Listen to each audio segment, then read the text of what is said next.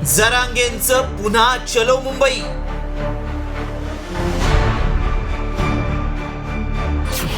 29 ऑगस्टला मराठा मोर्चा मुंबईत धडकणार.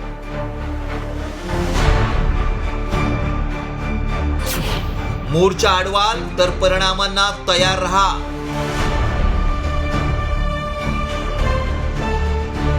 मराठा आंदोलक मनोज जरांगे पाटलांनी पुन्हा एकदा आरक्षणासाठी एल्गार पुकारलाय. येत्या 29 ऑगस्टला मराठा आरक्षणासाठी भगवं वादळ मुंबईत धडकणार आहे. मराठा समाजाला सरसकट ओबीसी प्रवर्गातून आरक्षण मिळालं नाही. सगळे सोयरे अध्यादेश आणि त्याच्या अंमलबजावणीची अजूनही प्रतीक्षा आहे.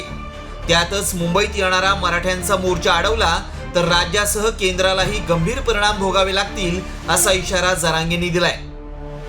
मराठी म्हणणारे सरकारच आडमुठ आहे. 2 वर्ष झाली वेळ दिला कवर ते अडवायच्या भानगडीत पडूच नाही मुख्यमंत्र्यांनी. आता त्या भानगडीत ते झालं एकदा गेला.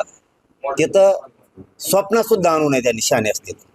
नसता त्यांच्याच देशातल्या सरकारला सुद्धा आदर बसणार हे पण त्यांनी ध्यानात ठेवायचं. जिल्हा परिषद मेंबर कोणी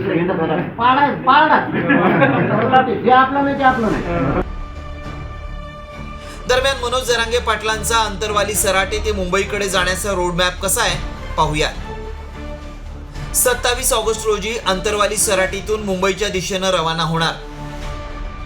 शहागड पैठण मार्गे शेवगाव, पांढरी पूल, आळेफाटा, शिवनेरी दर्शन, कल्याण, वाशी, चेंबूर या मार्गे मोर्चा 29 ऑगस्टला मुंबईच्या आझाद मैदानावर पोहोचणार.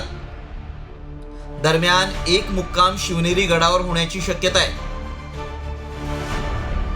जानेवारी 2024 मध्ये तत्कालीन मुख्यमंत्री एकनाथ शिंदेंनी मराठा आरक्षणाच्या अध्यादेशाचा ड्राफ्ट जरांगेंच्या हाती सोपवला होता. मात्र अजूनही त्याची अंमलबजावणी झालेली नाही. त्यामुळे यावेळी मोर्चाच्या मागण्या काय असणार आहेत पाहूया. मराठा कुणबी एक असल्याचा GR काढण्यात यावा. हैदराबादसह सातारा आणि बॉम्बे गॅझेट लागू करा. आरक्षणासाठी सगळे सोयरे अधिसूचनेची अंमलबजावणी करा. मराठा आरक्षणाच्या काळात दाखल झालेले गुन्हे मागे घ्या.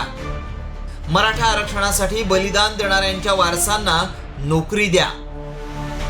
आता राजकीय पक्षाची भूमिका, सत्ताधाऱ्यांची उदासीनता आणि आरक्षण प्रश्नी सरकारचा वेळ काढूपणा यामुळे संतप्त झालेल्या मराठा आंदोलकांमध्ये पुन्हा एकदा आंदोलनाची लाट उसळू लागली आहे. त्यामुळे जरांगेंच्या आंदोलनाकडे सरकार लक्ष देणार की मोर्चामुळे सरकार पुन्हा कोंडीत येणार हे पाहणं तितकंच महत्त्वाचं ठरणार आहे. संदीप भोसले, साम टी न्यूज, धाराशिव.